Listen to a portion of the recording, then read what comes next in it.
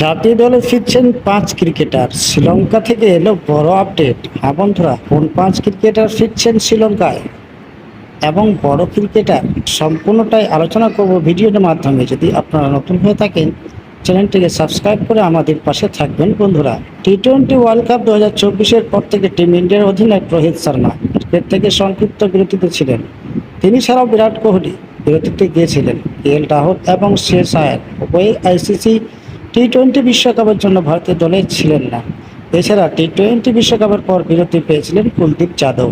বিরাট এবং রোহিত দুজনেই টি-20 আন্তর্জাতিক থেকে অবসর নিয়েছেন এবং এখন ওয়ানডে সিরিজের জন্য শ্রীলঙ্কায় পৌঁছেছেন। ভারত ও শ্রীলঙ্কার ইন্ডিয়া ভার্সেস শ্রীলঙ্কার মধ্যে 3 ম্যাচের টি-20 আন্তর্জাতিক সিরিজ 30 জুলাই শেষ হবে। তারপরে 3 ম্যাচের ওয়ানডে সিরিজ 2 আগস্ট থেকে 7 আগস্টের মধ্যে খেলা হবে।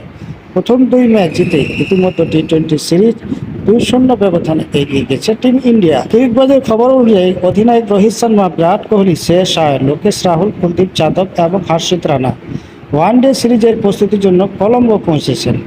একই সঙ্গে টিম ইন্ডিয়ার সহকারী কোচ অভিষেক নায়ারের তত্ত্বাবধানে রোহিত, বিরাট, লোকেশ, শেষ, কুলদীপ ও হর্ষিত রানা ওয়ানডে সিরিজের প্রস্তুতি শুরু করবেন। ওয়ানডে স্কোরের বাকি খেলোয়াড়রা বর্তমানে শ্রীলঙ্কার বিপক্ষে টি-20 আন্তর্জাতিক সিরিজের অংশ রয়েছেন। টি-20 সিরিজ শেষ হওয়ার পরে বাকি খেলোয়াড়রা কলম্বোর উদ্দেশ্যে রওনা হবেন।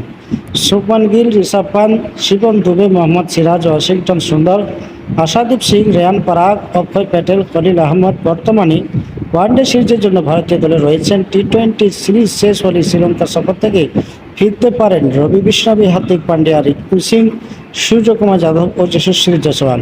ব্যক্তিগত কারণে ওয়ানডে সিরিজ খেলতে পারবেন না হার্দিক পান্ডিয়া।